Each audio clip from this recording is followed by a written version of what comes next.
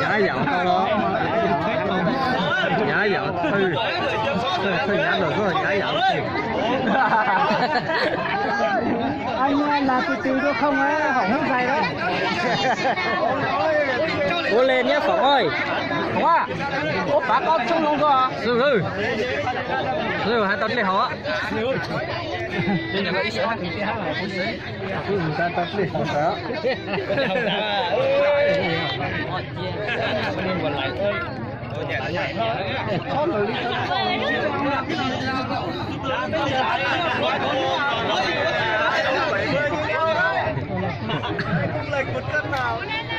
hai thằng này nó chưa không tranh này tới cho mà có sống chắc à nhau đấy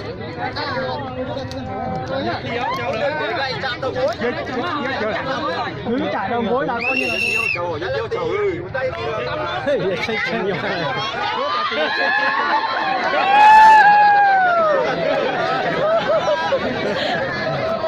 là真机的现在有这个成交了吗？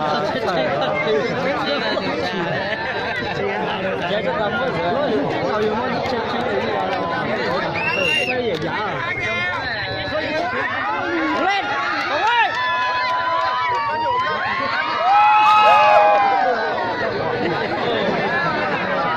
nhìn nhau，你我选cái trái của nó này，选một cái trái này。Ba điện chạm rồi, cứu tay chạm không sao. Đúng rồi.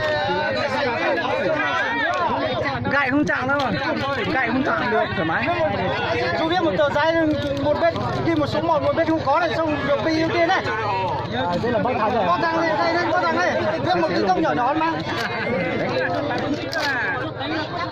1-0 rồi đấy.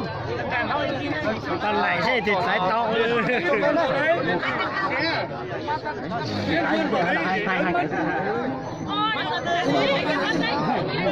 Không, xé luôn. Xé thành hai. Rồi. Kiểu đấy là nó chín. Đây chắc bên cái này hả?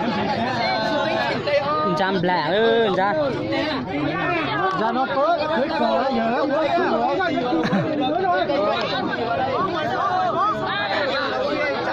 bây giờ cái tía bây giờ cái đỏ lại cái đỏ tía giờ chạy tay bay tức à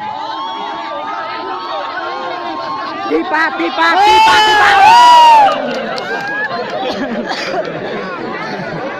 không ơi vào đây không ơi đúng không